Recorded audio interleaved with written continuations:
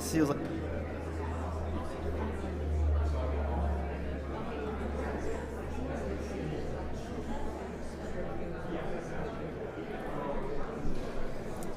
Good afternoon, everyone. Good afternoon, good afternoon. It's lovely to see you. Thank you so much for being here this afternoon. When we woke up this morning, there was at least a question about whether we would be here, and I'm glad we are. It's really special to share this time with you. I want to thank Michelle and Tiffany for being here and welcoming us, as you do so well on Sundays as deacons. I know that there are quite a few people watching this online, and that means a lot to us too. We wish you well, and thank you so much for being with us. And thank you, Dorothy and Robert, for running the AV today. So this afternoon, what's going to happen in a few minutes, special guest Bill McKibben will offer some opening remarks. Andy Lloyd and I will read companion letters from the Ecotone. Bill McKibben will open up a time of Q&A with an opening question, and then anyone who would like to follow up with one of your own hopefully we'll have some time for several questions. But about 5 o'clock, we will bring this to an end, and there will be a reception down this hallway here, and in Unity Hall there's some treats, some food, pre-dinner. And Becky Dayton is here from the Vermont Bookshop. Thanks so much, Becky, for being with us today. Becky has some books for those of you who would like to buy one. That would be great. The lighter Becky's box is to bring back to the car, the better. But I feel so humbled that you're here and delighted. And I'm especially grateful to you, Bill, for making it down from Ripton. Bill had plans B and C to be here. This was something that he really wanted to be at, and that means an awful lot to me and to Andy and to all of us. We're well known around here, Bill, and far from here too. So thanks so much for being part of this.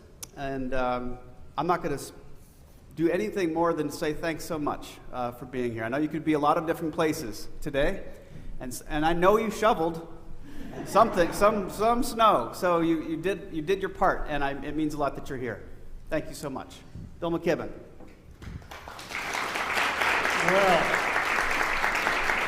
what a pleasure to get to be here, and it is a very good thing that the good Lord saw fit to send finally a snowstorm, because it lets one talk about climate change, as we're going to, with a little bit less panic in the kind of moment. Lets us have a reprieve, at least for a second. These are two jovial and cheerful preachers. I'm going to be the stern one here for a minute.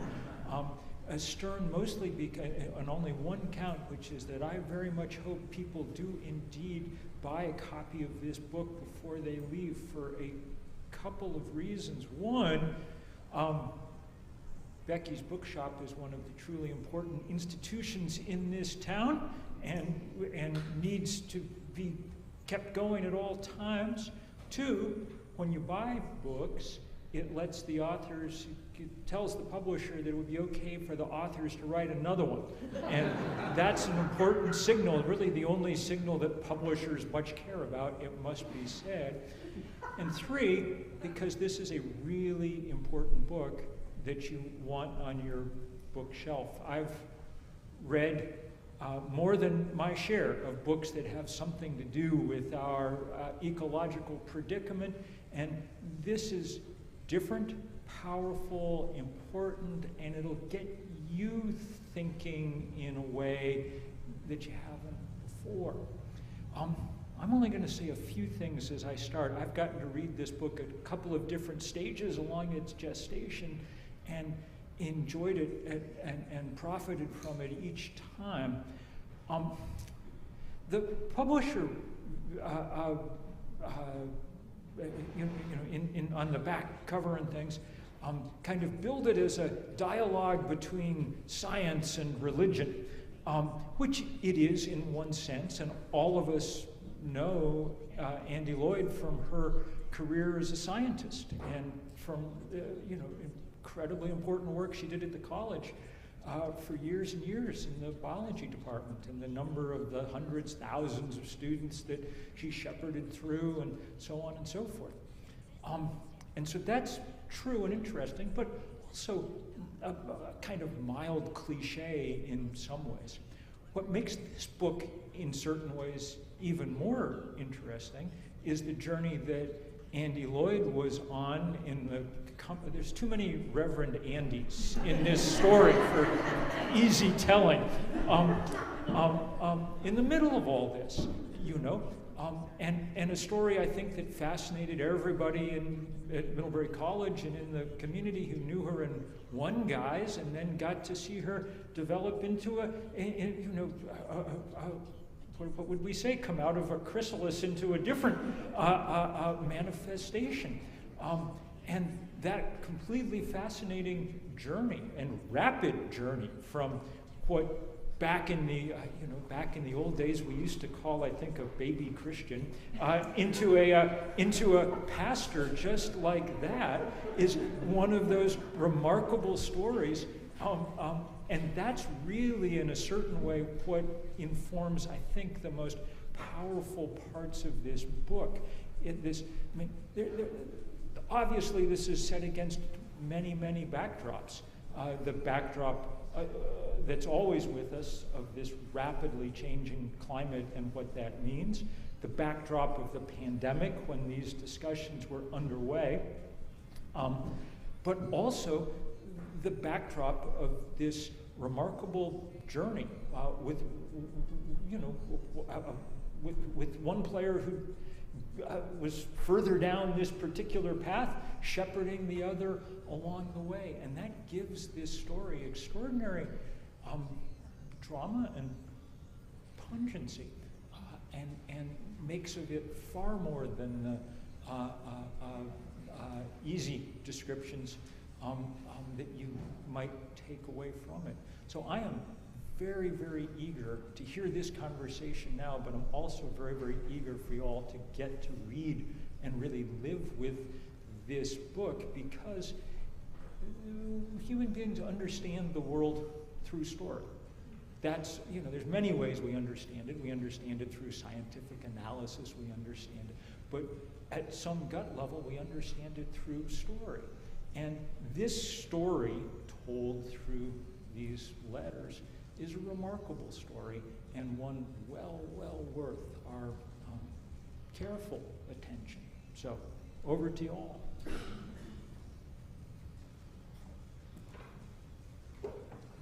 Thank you, Bill. And gosh, thank you all for being here. It's lovely to see all your faces. It's lovely to be back in this place, and it's such a joy to share our book with you today. As Andy said, we're going to read back-to-back letters. We're parachuting you into the middle of a conversation. The letter that I will be reading to you is from late January of 2021, which is about halfway into this exchange of letters. I will just simply say to you, by way of placing this in context, that I am responding to a letter from Andy that he wrote immediately on the heels of January 6th, 2021. So that's the context in which these particular letters were born. January 31st, 2021. Dear Andy, greetings from New Haven, where I'm happily ensconced back in my tiny divinity school apartment on the second floor of Bellamy Hall. I'd forgotten how much I love the view from here. I can see over the rooftops out to East Rock. The flat horizon to the right of East Rock reminds me that the ocean is out there. And with the dogwood outside the window, it feels like a treehouse. After 11 months in Ripton, lovely as it is there, I'm grateful for the change of view, and even more for the return to this community. Isolation was taking a toll, deeper than I knew. It was a nourishing return. My friends had keys to my apartment, and while I was driving down here on Thursday, they were decorating it for me. They filled it with flowers, and a banner that says "Welcome Home," and another banner that's just a string of red hearts, and a plant, and cards with loving words written on them, some yarn for knitting, and a cheese pizza from Sally's. love New Haven style. I'm glad I listened to what my heart was telling me and headed south. One of my feats of unpacking yesterday was to finally locate your last letter. I was glad to see it, although the reminder it offers of the emotional distance we've traveled this month was a bit jolting. Where the first 2 weeks of January were a horrifying exhibition of the worst of who we are as a country, the second 2 weeks have offered some welcome glimpses of the best of us. What a balm that inauguration day was. How good it felt to hear words of honesty and hopefulness and poetry. Amanda Gorman, wow. The thing I'm wrestling with, I suspect the thing many of us are wrestling with, is that there's truth in both halves of this month. Your letter speaks truth, and so did all of those words on Inauguration Day. The work for us is to hold both of those things, to not let the healing rhetoric cause amnesia. It can't remain simply rhetoric. We have work to do. And yes, as you say, that includes loving our enemies. I'm feeling as challenged by that as you. I reread my last letter to you, and I can't help but feel like there was a bit of naivete in my enthusiasm for befriending those with opposing views. It sounded easy back then, but I don't know how to love the people who stormed the Capitol on January 6th either. And of course, you're right. We have to. Much as I would like to treat Jesus' teachings like a menu at a tapas restaurant, I'll take 2 of the love your neighbor, an extra helping of loving God, but that's a hard pass on loving my enemies. I know that's not how it works. Teach me to love, O Lord. I appreciate where you take that challenge in your letter. Loving doesn't mean meeting my enemies halfway, but it does try to invite them in from the rain. It reaches across the breach with both kindness and resolve. I find it easier to think about loving my enemies if I put that work under the umbrella of repair. I've been hearing that word a lot in the weeks since January 6th. In President Biden's inauguration speech, much to repair, much to restore, much to heal, much to build, and much to gain. In the Reverend William Barber's homily at the prayer service the day after Inauguration Day, choose first to repent of the policy sin, then repair the breach. And in your letter, we've got repair on our minds. And I find hope in that, because the kind of repair that's in the air these days is like your messy mosaic. It isn't trying to put back together what was, it's taking brokenness and making something new. Whole, but in a different way, a better and more beautiful way. It's the kind of repair that recognizes that turning to the past and righting old wrongs is necessary to the work of pushing forward. It's the repair that Reverend Kelly Brown Douglas talks about when she talks about reparations. She wrote a powerful piece for Sojourner about reparations in the church that ends like this. At the end of the day, God calls us all to a future where the first are last and the last are first. Such a future does not reflect a reversal of privilege and penalty. Rather, it is a time when there is no first or last because everyone is treated and respected as the equal child of God that they are. It is left for faith communities to repair the breach between the present injustice and God's just future. Reparations must not simply look back, but most importantly, must push forward.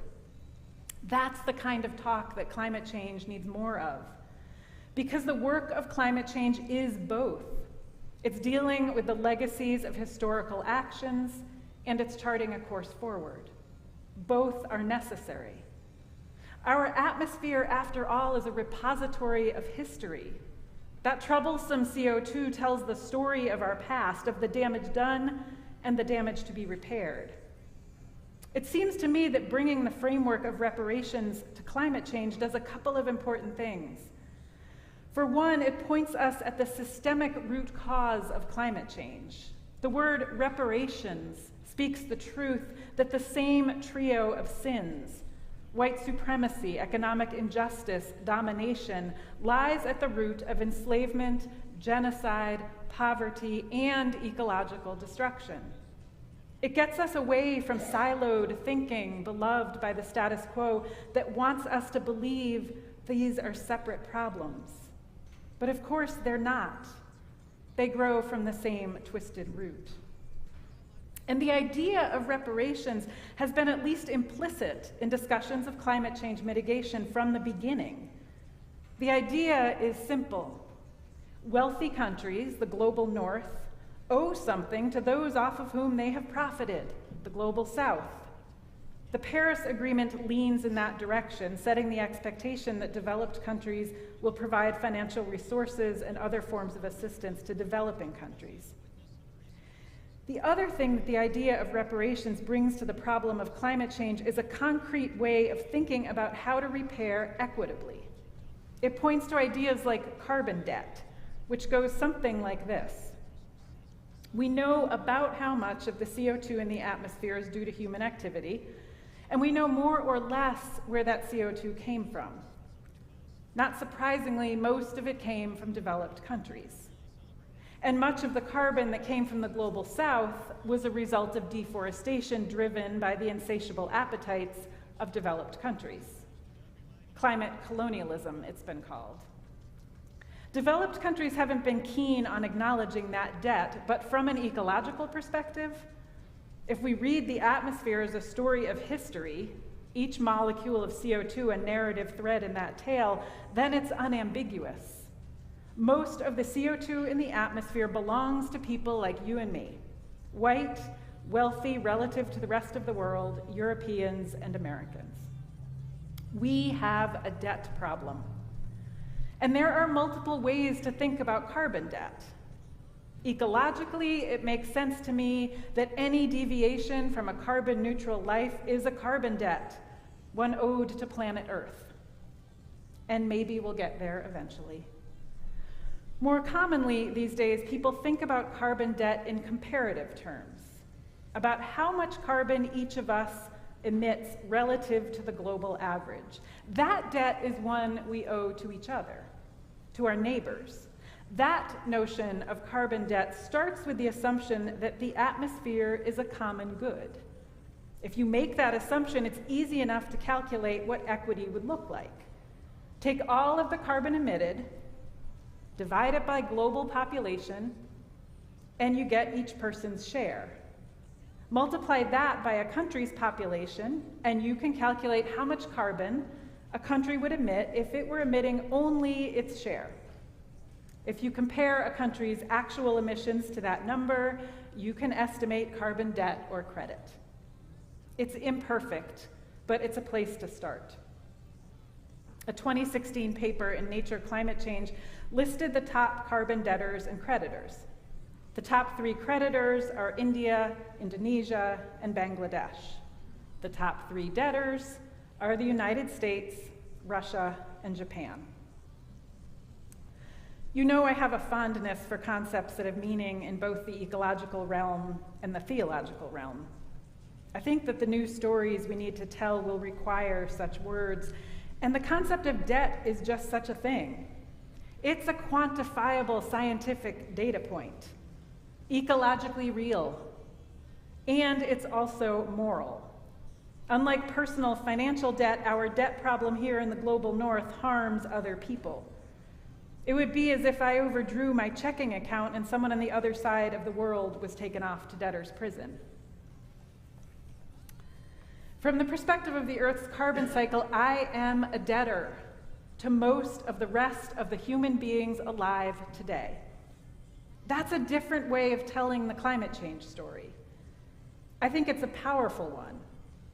A reparations framework helps us to grapple with how to respond to the reality that the privileged are really debtors.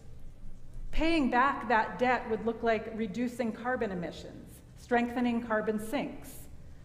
Repairing the harm done by our debt would look like sharing technologies and financial resources to allow developing countries, our creditors, to mitigate the damage we have done to them. In the sermon I preached after the inauguration, on the calling of the disciples in Mark's Gospel, I talked about Jesus calling us into a new story, his story. I said that to step into that story, we needed to leave old stories behind, the stories that led us to this perilous place, this tipping point moment. The stories of white supremacy, of nature dominated, objectified, of earth without limits. The stories that maroon us, islands each in the lonely fallacy of individualism. And as I said in that sermon, leaving old stories behind is hard. It's less like dropping a fishing net and more like untangling ourselves from a whole body knot. I think the idea of reparations is integral to the work of letting go of the old stories. Reparations might be the lever we need to move us from the path we're on, our old story, to that new path that the future needs us to be on, the new story, the one that narrates the path toward justice.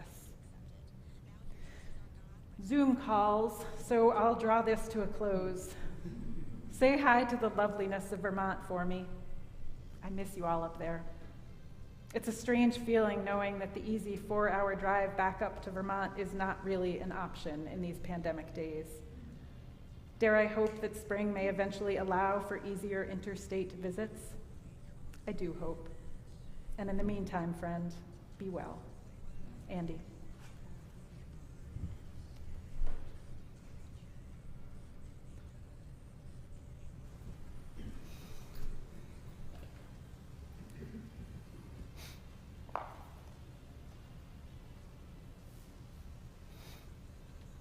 February 24th, 2021. Dear Andy, the tale of your return to New Haven tells me you've got some people down there who think you're better than all right. They welcomed you with Sally's Pizza, for heaven's sake. Other stuff too, but I remember the pizza. And I do remember it. How could I forget Sally's? Beautifully fruity, salty meets sweet, just the right amount of soot on the crust, on your fingers. All other Neapolitan pizza is measured by it. One late spring night more than 20 years ago, Gwen and I and some Div School friends, Eric and Rachel Bowman, watched a Sally's special go by our table as we were enjoying the pizza we had ordered. We inquired. It was called the Primavera. We ordered one. And that pizza, that was the single best pizza I have ever had. A celebration of the season's first harvest with people I love. Anyway, thank you for invoking the culinary wonders of Worcester Street. It made me a little hungry, but more than anything, it made me happy. Good people help. Oh Lord, do they ever. We call them saints. Your welcome home story includes a few. Thanks be to God. So I read the last letter of yours when it arrived a few weeks ago. Then I got an early start on my Lenten journey. My parents were laid low by COVID. We're feeling much better, says my mom through a detectable wheeze. Gwen's mom returned home for less than a week after 2 months in the hospital and nursing home. She's back at Helen Porter. Our dog Teddy was diagnosed with inoperable bladder cancer. Rachel adds his name to our table grace each evening.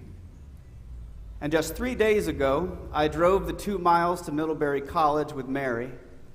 Then I drove home alone. I know she isn't far, but she isn't home. I miss her. It's her birthday today, the first day of the spring semester.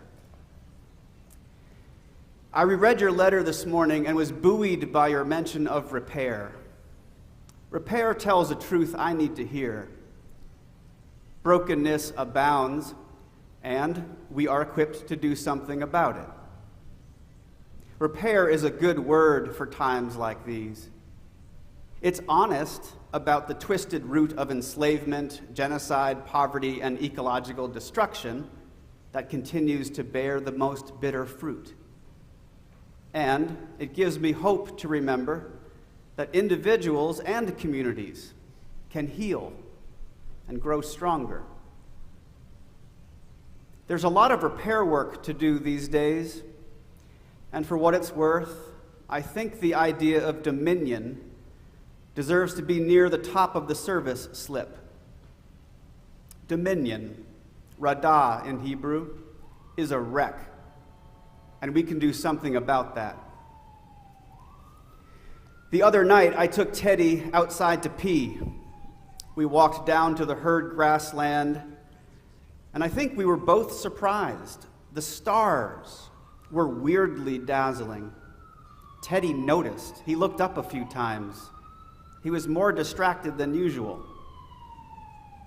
The next afternoon, a sky-smart neighbor told me I might have seen 2,000 stars the night before. It sounded like a lot, until he said there's something like 100 billion stars in the Milky Way and something like 100 million galaxies in the universe. I looked it up later to be sure I heard him right, and yes, the universe is home to some 300 sextillion stars. A 3 followed by 23 zeros. That's some neighborhood. A Psalm 8 kind of place. O Lord, our sovereign, how majestic is your name in all the earth. When I look at your heavens, the work of your fingers, the moon and stars that you have established, what are human beings that you are mindful of them? Mortals, that you care for them. I love that Psalm 8 props up our small selves before the vastness of it all. But I struggle with the rest of the psalm. The part about us being a little lower than God and crowned with glory and honor. The part about us having dominion over the creatures of land, sky, and sea. The question I've been wrestling with lately is not whether we are highly and mightily powerful. We have made it very clear that we are capable of exercising power over other creatures and other humans. In fact, carbon debt and white supremacy would be nonsensical terms if dominion thinking weren't a thing. It's definitely still a thing. The question ricocheting inside me is, why would humans exercise dominion in ways that burn the house down? What good is power if it ruins beauty? What kind of kingdom is that? What kind of republic? And even if the earth is not our home, it's beyond me how anyone could expect to enjoy the view from heaven after spoiling this paradise of God's making. Theologically speaking, dominion is badly lost if it lingers anywhere near the exploitation of others. The prophet Ezekiel calls out Israel's lost leaders for exactly that reason. Where shepherds is code for king, and sheep are the people of Israel. The prophet is piercingly clear in his assessment of the royal dominators.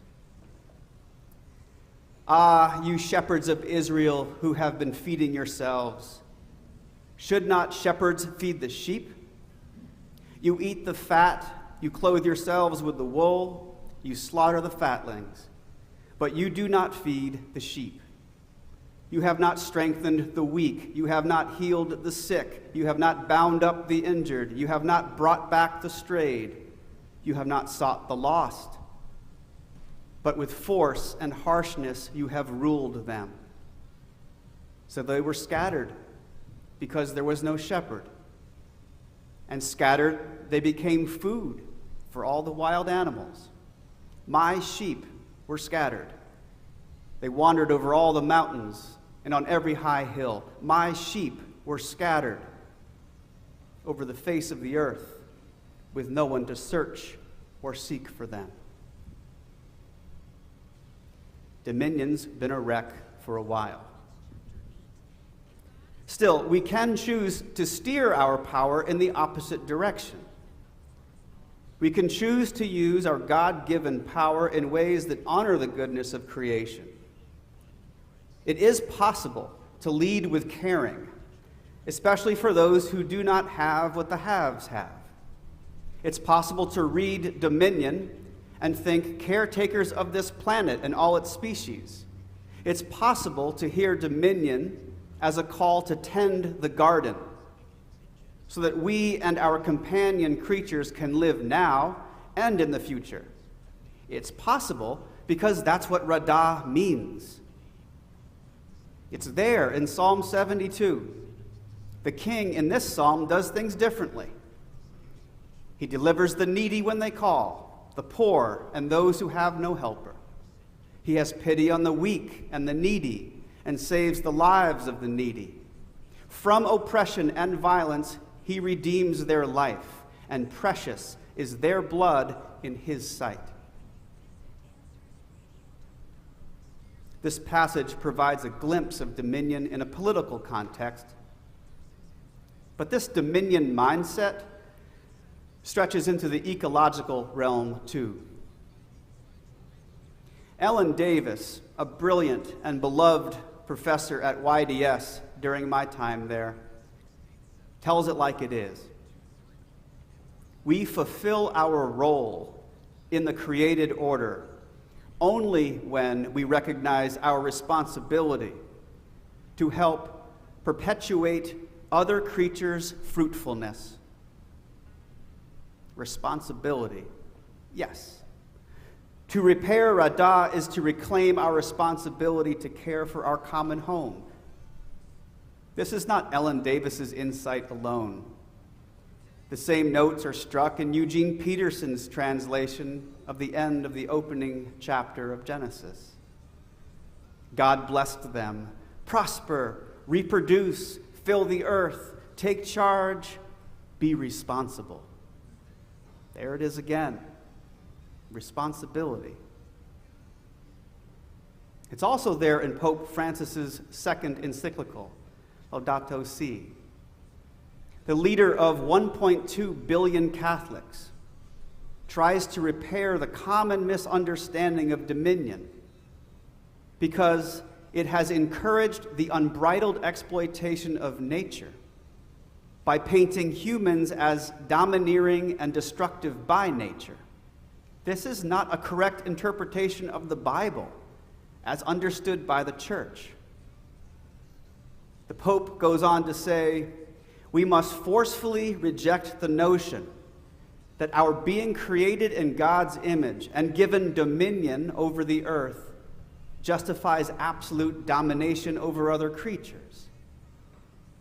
Each community can take from the bounty of the earth whatever it needs for subsistence, but it also has the duty to protect the earth and to ensure its fruitfulness for coming generations. Protect the earth. Ensure its fruitfulness. Act responsibly. There are a ton of us who want to help mend what's torn. And I'm foolish enough to believe that when we figure out how to pool our God-given power, repair will beget repair over all the earth. This is my hope for dominion. I wish you a blessed walk through these holy days. Peace, Andy.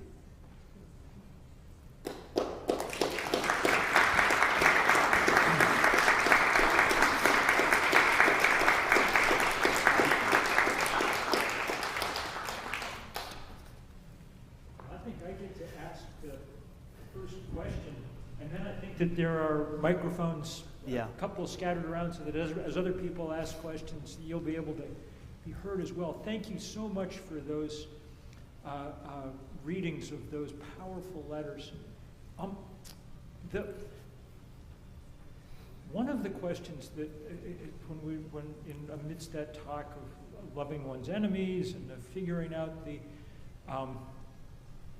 ways to figuring out the ways forward, one of the things that isn't maybe quite acknowledged is that when it comes to questions like climate change or democracy, in many ways the most profound exponents of the things that are getting us in trouble are fellow Christians.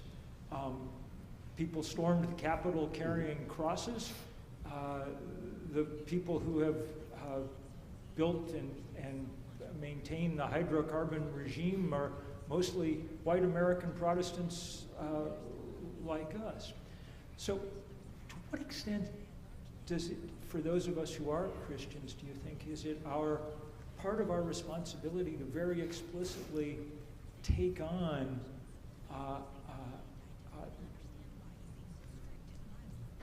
our co-religionists and the religion that they're how does that look, and what does that feel like?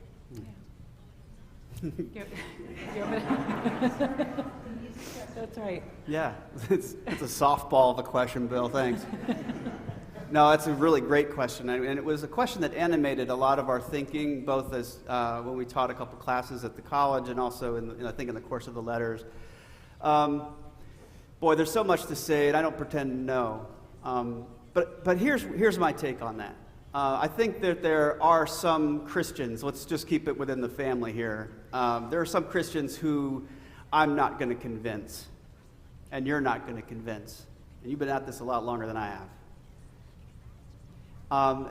And I can decide to spend all my energy trying to convince the unconvincible, or I can divert some of my energy or all of my energy into finding partners where there is even a shred of common ground, common interest, values, whatever it might be. Because I think there's always going to be, I guess in any kind of community kind of conversation, there could be some that are just intractable. I don't know what to do. I don't know what to do. I pray for them. Maybe that's what I do. But in terms of the work that needs to be done, I think we have to find partnerships everywhere we can. And wherever, and it might be different things. This person is interested in water. I don't agree with anything about that person's theology, but that river's important. Let's do the river. Because we have that in common. It might be something else for another group of Christians, but I do think that there's enough kind of dry, road to get traction on here and there. So I guess maybe this is just my overall approach to life, but I find it much more productive to find people who are willing to partner on even the littlest thing and build on that. And that's what we're trying to do in some ways. In writing this book, we were trying to create a large table where people could find a seat, lend their voices, and if you took a snapshot of that picture, there'd be people who don't agree on a lot of things. But can we agree that this is an important thing? This is our common home. Nothing's going to change that. So can we get together and do what we can do rather than what we can't? And I would just add to that, the Yale Center for Climate Communication, or Climate Change Communication, does a lot of polling of Americans as far as their attitudes on climate change. And they've released data that I think they add a little bit of data to what you were just saying about the people who can't be convinced. That we tend to talk about climate change as the people who accept it as fact and the people who deny the fact. And their data suggests that they talk about the 7 Americas of climate change that range from the alarmed, the people who are so convinced of the fact that they're in a state of alarm most of the time, to the dismissive. And I think it's Katharine Hayhoe who talks about there's not really any point in engaging the dismissives. There will be no convincing them. And so I think that there's wisdom to what you said. And just a couple days ago, I got an email from somebody I've worked with for a long time, an ecologist who's now retired, and he was filling me in on what he's been doing.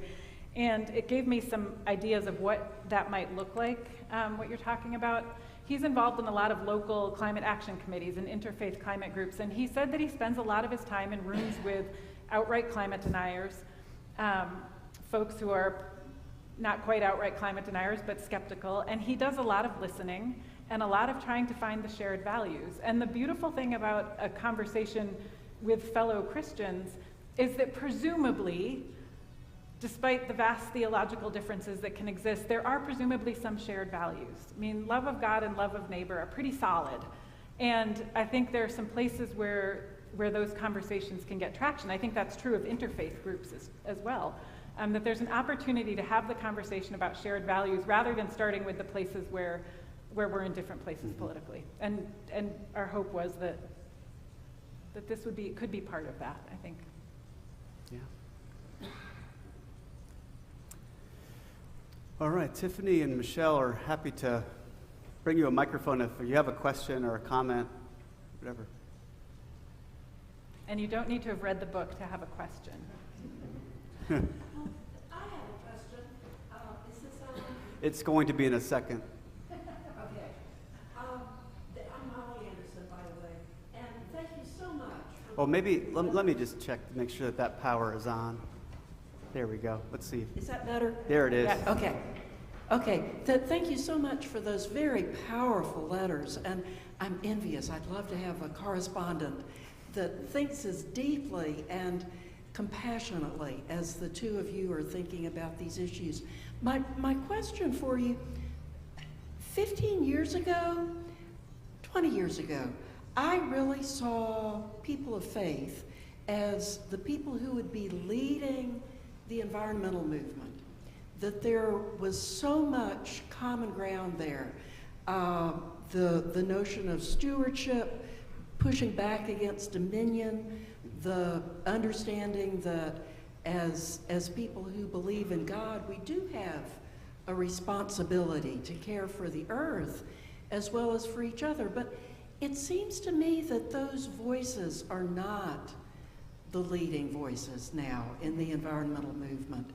I remember going to a really inspiring meeting in Washington, D.C.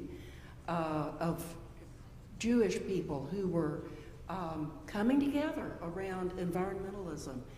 And that's quiet now.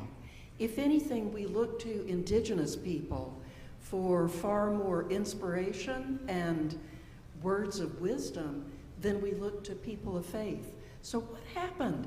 It seems that people of faith got really sidetracked, got side-railed onto things like homophobia and whether women should be preachers or not. Trivial questions in light of climate change and these questions of human survival. Mm-hmm. Yeah, I think that there is room for much louder and many more faith voices on the issue of climate change. I will say there are some really interesting groups bubbling up lately. Young Evangelicals for Climate Action is one of my favorite to point to because it's a youth-driven movement coming out of a branch of the Christian tradition that has not been speaking out prominently on issues of the environment for quite some time. And they have been effective and they organize well, and I think they're a shining light for that kind of work. There are really interesting places where there are conversations happening between religion and ecology in academia, places like the Forum on Religion and Ecology at Yale. But I think in terms of sort of grassroots mobilizing, there are some interesting things happen. I would agree with you completely that there's room for more. Mm-hmm. Yeah, I completely agree with you. I've been working with this for a long time, 25 years as a minister, on different task forces over the years. And I thought at 27, 28, 29, when I was starting out, that we had some traction and we were moving, we had some momentum, and I think I agree. I think in many respects it has sort of, it ebbs and flows, I suppose, and the ebbs are long. And I also would compliment the YECA has some serious power. They are convincing big, like mega church pastors that they're wrong on the environment, and those pastors are changing their course. It's very powerful stuff. I think the youth have a tremendous amount of influence there. I also wonder, I guess, Molly, how many issues can we take on at once? You know, Andy's letter did a really beautiful job of naming how a lot of these big existential problems are wrapped around the same gnarled root. And I think sometimes we like to say, okay, let's take on racism now, or we're going to take on this now, and we'll take this on now. In reality, all those issues are connected. And I think, I don't know, I think we need to, I would love to see us hold in our minds more than one problem at a time, because they're so often intersectional and interconnected.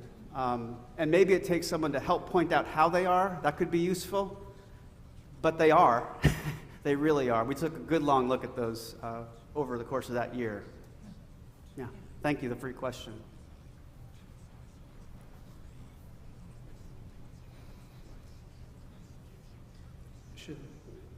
Yeah. Can I? Oh, Yeah, Atta. Atta. Yeah, nice to see you. You want to fight, Atta? Not with you. Okay. Hi. I'm Tara. This actually just responds directly to that. You mentioned Reverend Barber. Yes. And I think that's another place where we see the Poor People's Movement, this notion of repairing the breach, Yeah. right? That's a place where we start to see the different systems of oppression intertwined to do that fight. And I think that's another place where that helps us practice not setting aside those issues. So I just wanted to put that in the room. Yeah, thank you, thank you. Hi. Hi, Atta. Thank you so much. This was great conversation, correspondence we heard. I guess my question builds on, sort of like connects to what Bill kind of started and then it's part of Molly's. And I apologize, it sounds like maybe too intellectual, but you know, I'm also a scholar. So I'm trying to wrap my head around this notion of dominion, which is not just, I mean, it's the notion of God creating human in his image, and then that, I think to some extent, is a sort of biblical monotheistic kind of idea, rather than just like explicit only Christian. And I'm kind of wondering if the problem, if we go to Molly's comment in some ways, kind of how people now think about indigenous religions and their approach to nature and that kind of stuff, and how they find it much more inspiring, this kind of working with this problem, is maybe a problem with biblical monotheism in some ways. And I do recognize I'm talking in a church, and I mean, this is a theological challenge maybe, right? It's kind of like, is that framework a basic problem? And I expand that to Islam, you know, like a lot of Muslims, they don't have a really good vocabulary given that framework to talk about environment. But when you go to, you know, native indigenous kind of religions of, you know, for example, here in this country, there's seems to be very organic way of connecting to these issues. So I'm just wondering what you do with that. It's like, as people who struggle with you or kind of have thought about these theological problems for a long time. Yeah, no, that's a great question. And I think one of the things that has become really interesting to me about that theological problem is that I think the Christianity that we know in this country in this modern time captures a very small fraction of the theological thinking of all of Christianity, and that there have been historically through time, and there still are, strains of Christianity that are have so much more to say about our relationship with the earth, about the interconnectedness and interdependence of creation. And there's really cool, I mean, there's people reading Hebrew scripture now and understanding differently the ways in which those texts are pointing us to a world that is animate, a world of creatures that are in conversation with God without needing humanity to mediate it. And so there are these really cool, I think there are really cool traditions and new readings that we can draw on to address that, because I think you're right that it's been lacking, but I don't think it has to be lacking. Mm-hmm. And I think it's really convenient for some monotheists for understanding dominion in ways that are very self-interested. There's a lot of money on the table if you understand dominion in a certain direction. So against that current, which is very strong over time, there have always been people trying to paddle upstream. I mean, the Celtic spirituality and Christian tradition is just dripping with the kinds of observations and experiences that you've just named within the native peoples. It's all over the place. The problem isn't that there haven't been Christians who have thought about these things in the way that you're framing it. It's that they have been outnumbered. And I think it's important to put the mic in the faces of those who have had and still have very different ideas about this. I don't think monotheism is necessarily broken. I realize where I'm standing and who I'm talking to mostly. But I don't think that's the monotheism that's broken. I think there's a greed maybe cutting through the heart of every human, and sometimes that scale has really gone out of whack. That's a longer conversation we can have in the neighborhood over the summer. I look forward to that.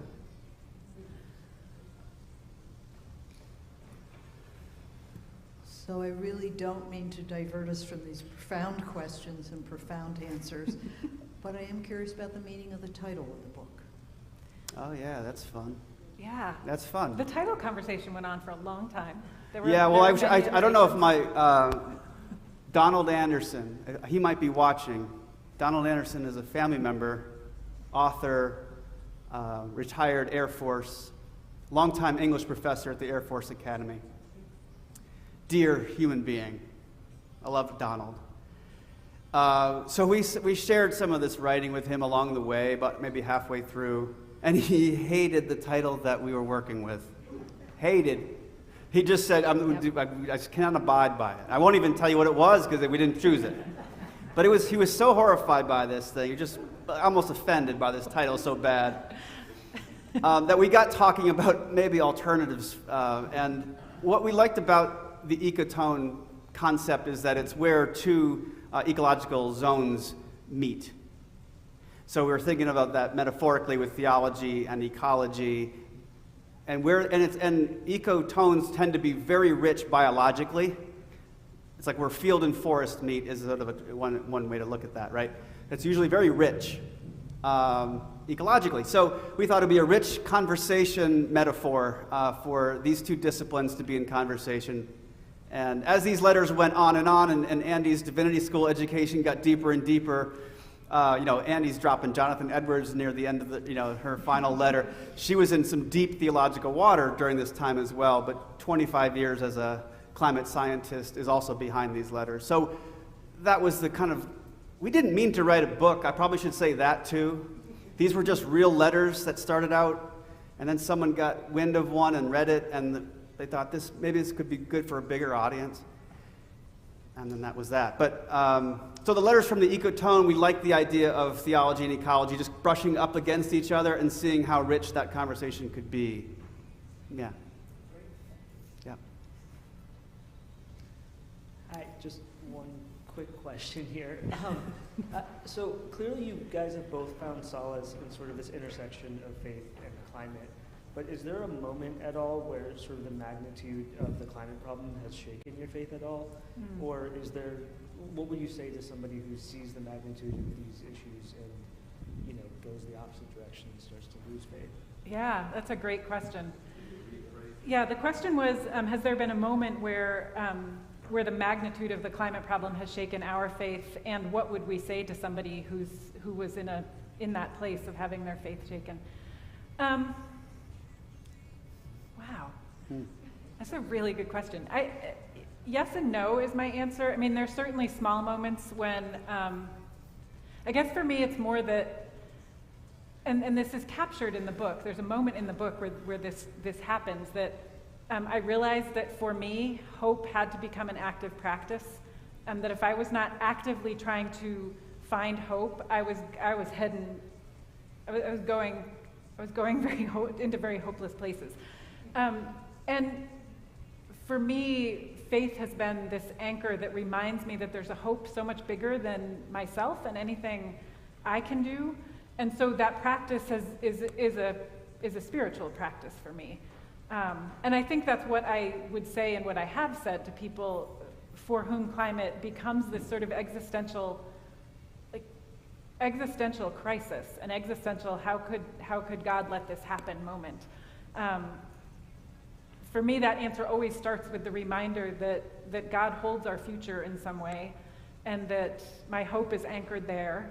And then we get to live out our hope in these really granular, concrete ways. We let that hope be the motor that keeps us going on the hard days. Yeah. I'm with you.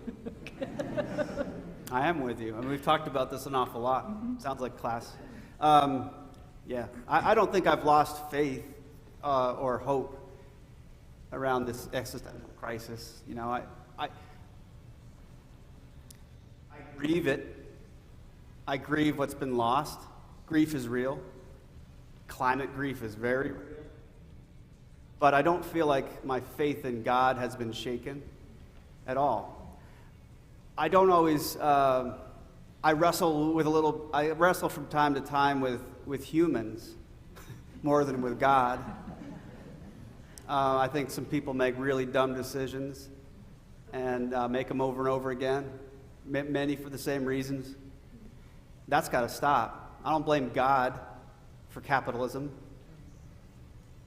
So no, my faith in God is solid, and it has been throughout. But I do understand that there are, and with my own daughters and the youth that I work with, I see the look in their faces, and it's a scary look sometimes.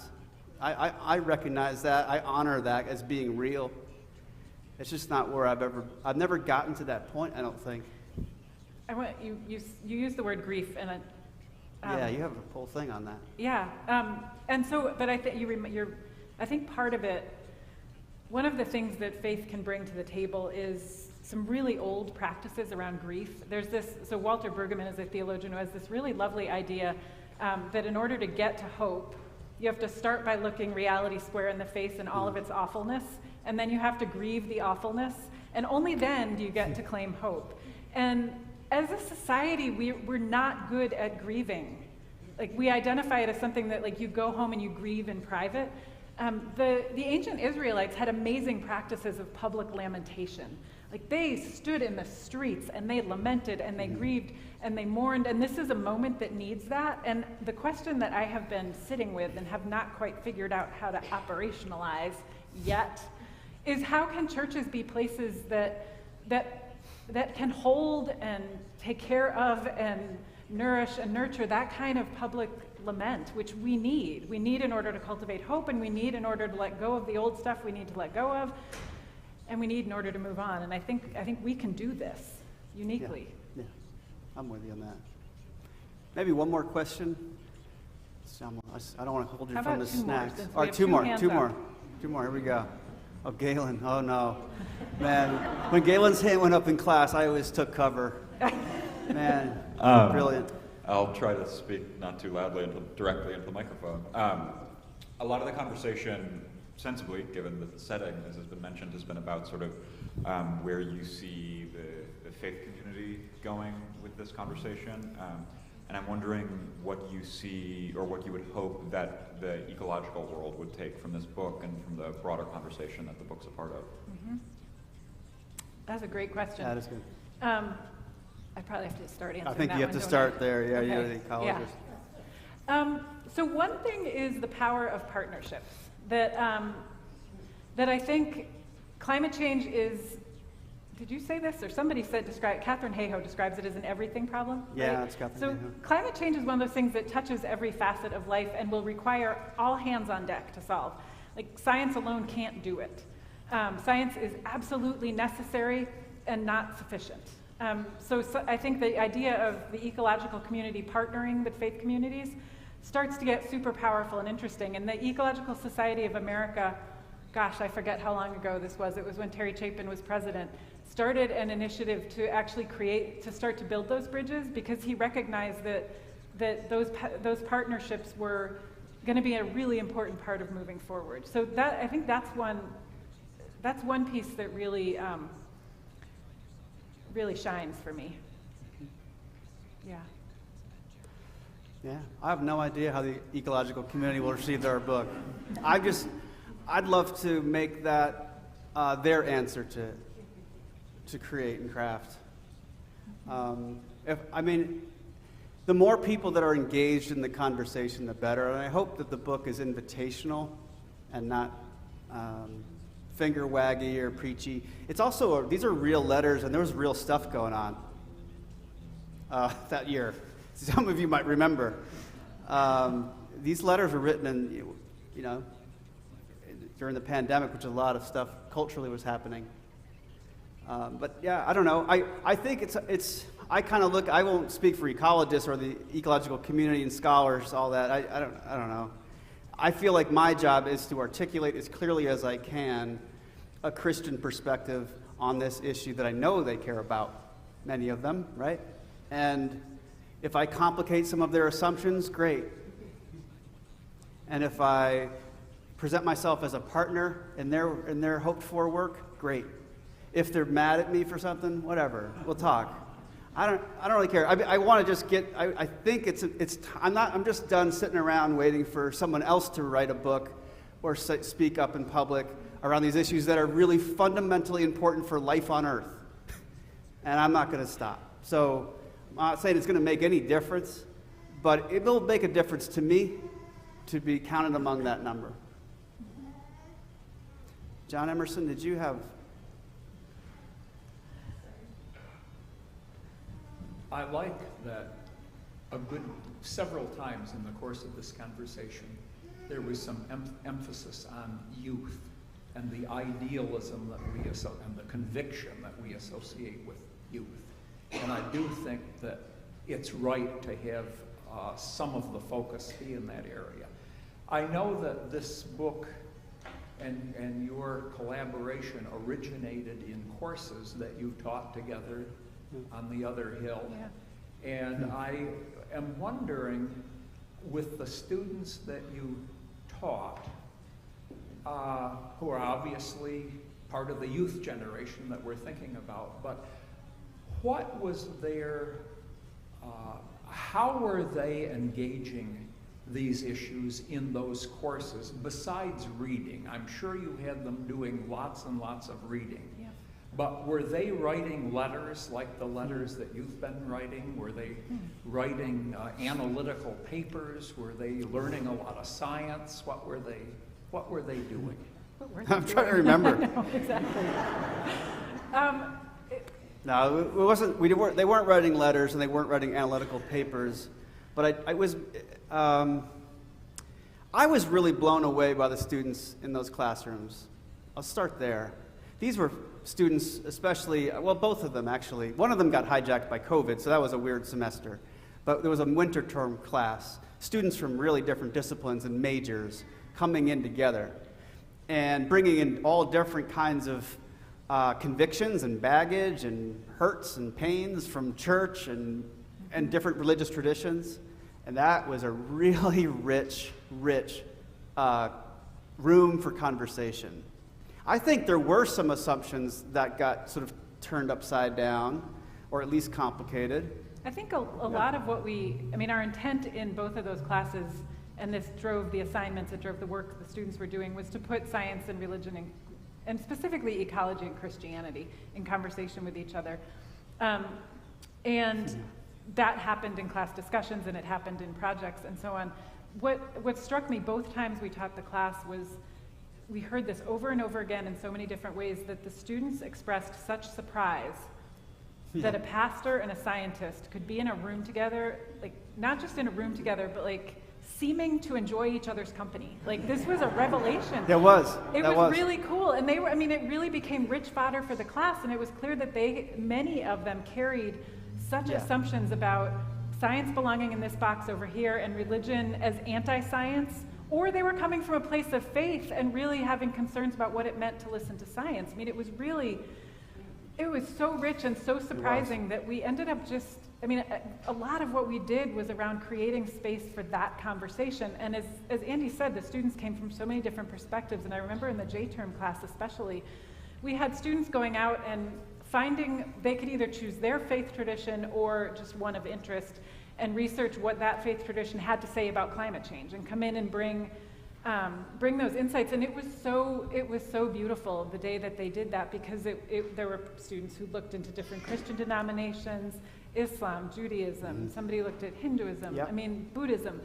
And they were able to bring all that. It was cool. It was super cool. Yeah, one thing that really stands out to me is that those two classes were just like this book. A lot of the time, it was the two of us having conversations, like fishbowl pedagogy. We just sat in the middle and we had conversations. And based on they didn't move a muscle because they thought something bad is about to happen because there's a pastor, and nothing bad ever happened. And over time, they got relaxed and they could enter into the conversation, jump in where they could. But we just tried to model what a healthy dialogue might look like between science and religion, which is silly because, Andy had applied to Yale Divinity School by this point. So, and I've been studying ecology for a long time, so it's not like either one of us was completely outside, of our areas of focus. But we really tried to. I'm not saying we did it well or perfectly or anything, but that is what we did. And I think they got excited about that and saw two grown-ups behave, be nice to each other, ask hard, good questions, and then invite other people into the conversation. And over those 4 weeks or whatever winter term is, and certainly over the semester, that really grew. It was pretty great. It was kind of the inspiration behind this whole thing. It was. Yeah. Was. And I'll just add the one last thing I feel like I need to add about the classes is that one of the things that was motivating us was this sense that people needed a place to talk about hope and a place to talk about hopelessness. Yeah. And we did that, and we had those conversations, and it was amazing, especially in the pandemic semester, as they moved on to Zoom, to have those conversations about where they were finding hope. And those were some of the loveliest, most poignant moments of people talking about hope that they were finding at their own dinner table, because that was how big their world was right then. And I think that was a really important part of it. It wasn't so much intentional, it sort of came up in those classes, but I certainly ended both of those semesters with more hope than I started with. Me too. I think they did too. Yeah, me too. Yeah.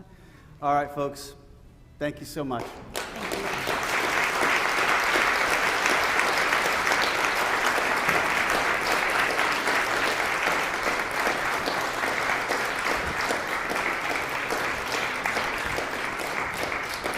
Thanks again for coming.